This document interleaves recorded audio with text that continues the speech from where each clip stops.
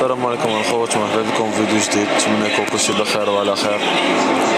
اليوم ان شاء الله الخوت كانت السلعه ديال التقشيره بالنسبه للخوت اللي بغاو يخدموا يعني في الريكلام ديال التقشيره في هذا البرد هذا.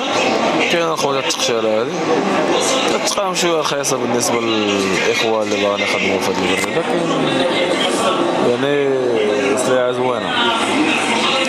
بالنسبه للخوت التقشيره كتجي على هاد الشكل هذا كما كتشوفوا، عاد انت كتخدم انا كتلاقيها بالكابوس اللي ديجا معايا في لاشيره عارف يعني كيفاش كتخدم، واللي ما عارفاش راه يعني يدخلوا عند لاشيره كاينه كيفاش تخدم التقشيره، يعني الطريقه ديالها بالكابوس والعماره راه طريقه سهله.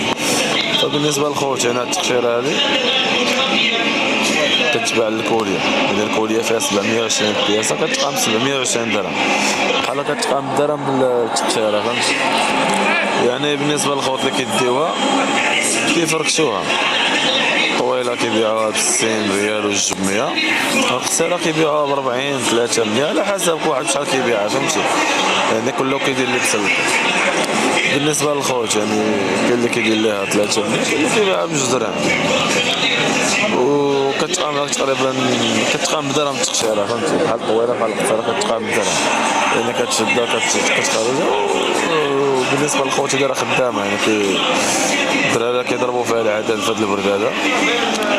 بالنسبه اللي بغى يتقداها ولا يخدم بها نخلي لكم النمره في الديسكريبسيون.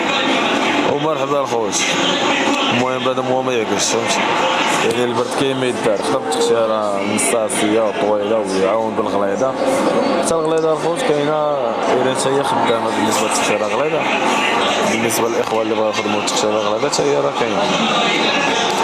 التقشيره المصاصيه ديال الخوت يعني زوينه حتى بالخدمه فهمتي، يعني تقدر تضرب فيها كوليه في النهار الا كنتي كتخدم، راه تخدم صباح وعشيه راه غتصور معاك مزيان فهمتي، يعني تضرب كوليه في النهار جوج كوليات على حسب الخدمه ديالك، على حسب انت والخدمه ديالك.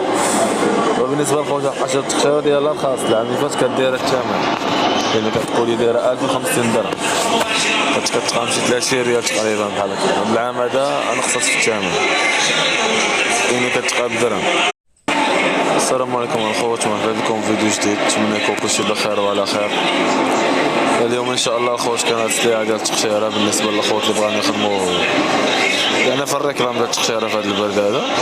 كاين الخوت التقشيره هذه كتقام شويه رخيصه بالنسبه للاخوه اللي بغاو يخدموا في هذا البرد هذا. كاين يعني سلعه زوينه. فبالنسبه للخوت التقشيره كتجي على هذا الشكل هذا كما كتشوفوا، عاد انت كتخدم